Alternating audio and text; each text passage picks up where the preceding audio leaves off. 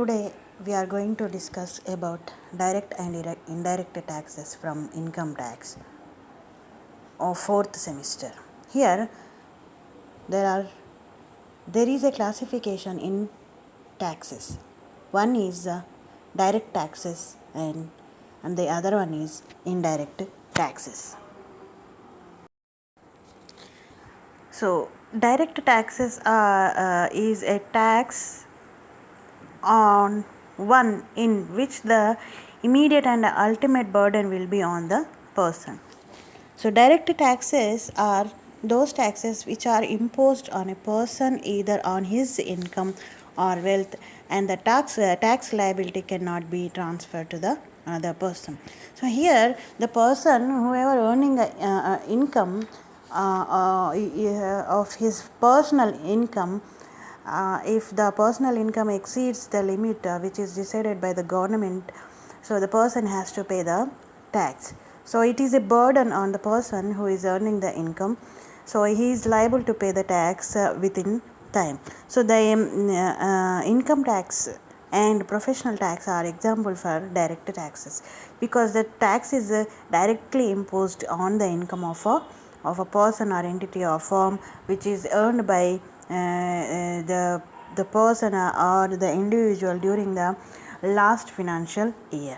And the other one is indirect taxes. Indirect taxes are the taxes which are levied on the price of goods or services. So then it is known as the indirect taxes, because here the tax is not paid by the person directly to the IT department. Instead, he is paying the service or the goods which is he is buying, or he is receiving services. So for that he has to pay the tax. Those are taxes included in the price of the goods or services. So it is these taxes are not directly paid by the person to the IT department. So these taxes are included in the price of a goods or services. The person has to pay the tax including the price when he is buying or taking services. So indirect taxes are collected by middlemen in the channels of distribution of goods, and it's remitted to the government treasury. So here the taxes are collected by the middle persons. Those could be wholesalers or retailers or the brokers who are selling the products or services. They will collect the tax on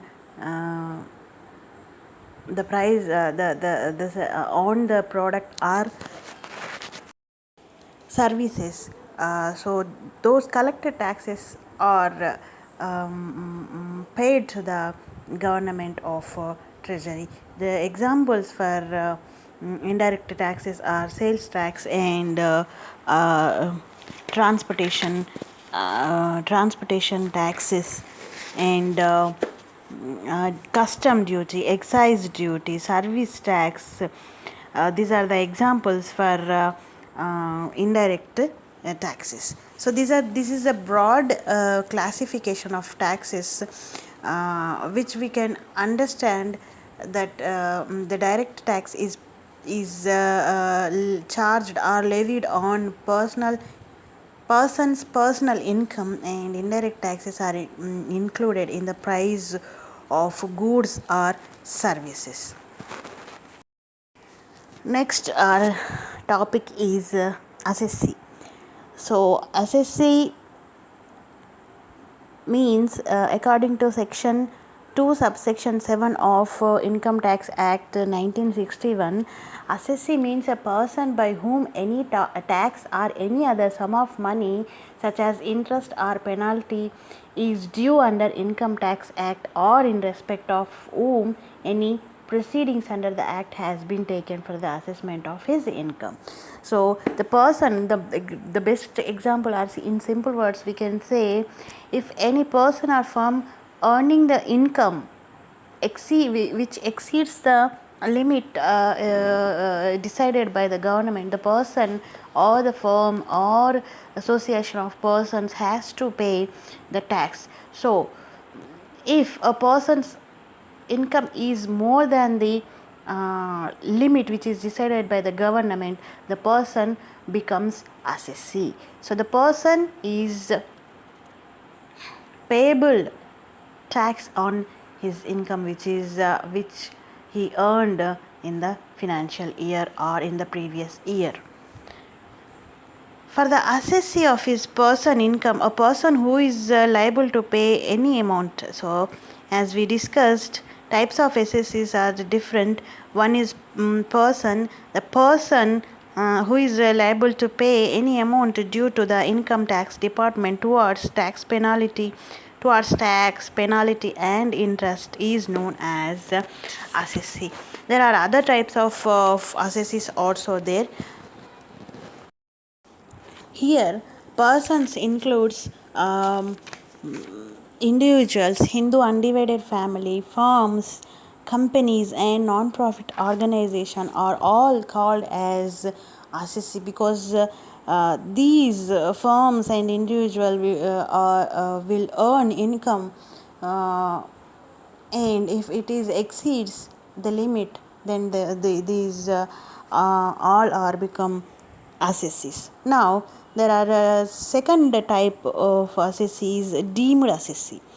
Deemed assessee means generally the person whose income exceeds the limit is liable to pay tax, but if such person is minor, or in case of lunatics, so in case of minor, the parents are responsible to pay the tax. When the parents will become responsible for paying tax means if the minor earns income and it will, if it is exceeds the limit, then the parents are responsible to pay the tax. If the parents are fail to pay the tax, those people will be responsible for legal action. And in case of lunatics, the representatives such as guardian, trustee are liable to pay the tax because lunatics will not be in the sound mind. So the representatives such as guardian, which is appointed by the court or which is appointed by the person himself, so the guardian will become responsible for paying tax to the IT department. So there are so here deemed assessees are trustee of trust, legal guardian of a minor, or the examples for deemed assessee who are responsible for paying tax on behalf of minor, on behalf of the persons who are earning income, but they are, if they are minor or lunatics. There is another type of assessee, that is assessee in default. Assessee in default means when a person violates the provision of the act in discharging his duties, then is known as assessee in default. So here the default assessees are if a person fails to deduct the tax and remit the tax to the deducted fully to the IT department, then the person will become assessee in default. If a person failed to pay advance tax, so in these two cases the person will become assessee in default, because nobody has to confirm the person as assessee, but definitely the person will become assessee in default. So the person has to pay the tax to the government with penalty.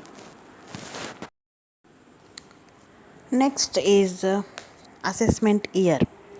Assessment year means the period of 12 months commencing from 1st April to 31st March. The current assessment year is 2021 and 22. During this period, the total income of a person is calculated.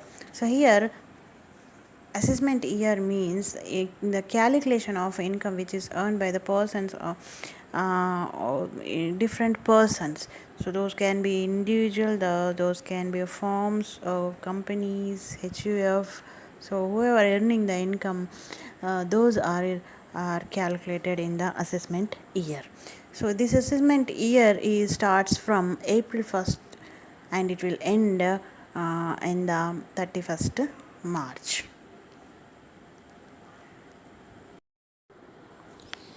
Previous year is also known as financial year, which means if the person earned income within period of 12 months, which is calculated in assessment year. So here now the previous year for this assessment year is 2020 and 21 is the previous year for the assessment year. The previous year means the financial year, the person earns income in that year.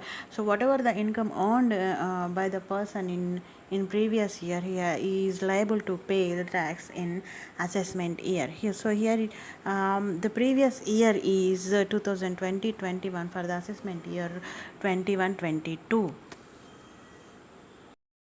So now the next topic is income tax rules. So there are some rules for payment of tax for deciding the person is assessee or not, and there are some rules and regulations which they have to follow when paying tax or calculating tax or collecting tax.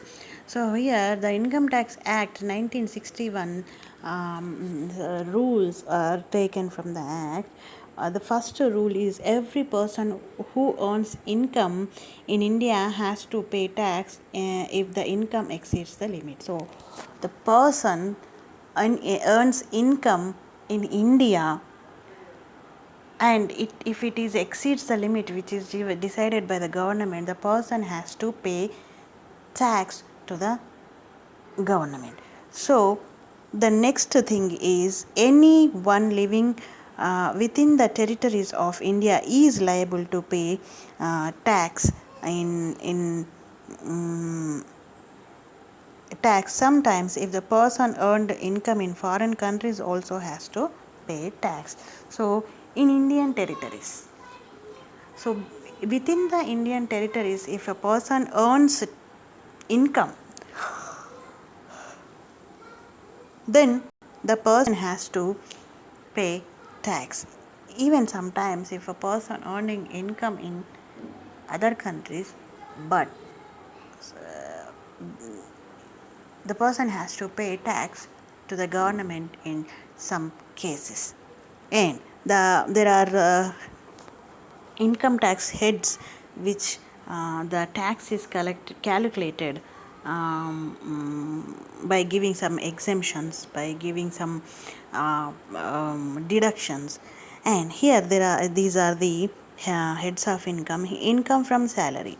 So income from salary means if a person employed in any company or in any kind of thing, if the person is getting salary for every month from the employer, then the person that income called as income from salary. The next head is income from house property. If a person holds more than one house property or even one house property, if the person earns income from the that house by letting it to for rent or for a lease, if the person getting the income from that house, so then that income called as income from house property. And the third head is profits and gains from business or profession. If a person is a professional, is working on his own profession, and is earning gains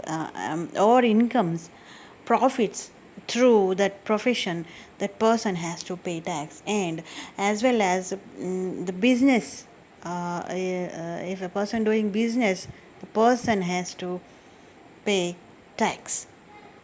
And capital gains are the investments which are made by the person into different uh, areas, and income from other sources. So if any income cannot be included above four heads, then those incomes comes under income from other sources. Here, in the income, if the income is not fitting in income from salary, house, property, business, or profession, capital gain, those incomes comes under income from other sources. And there is a formula for calculating income. So computation of income. So here total income equals to gross total income minus deductions under section 80C of Income Tax Act 1961. Then the gross total income is calculated as income from all heads. That means income from salary, house, property, gains from profession or business, capital gains, and income from other sources, including all together from five heads. So that income is calculated plus income under clubbing. So income from clubbing means it is a income from agriculture, non-agriculture activities. So those are added to the gross total income, and if there are any losses, so those are deducted from the gross total income.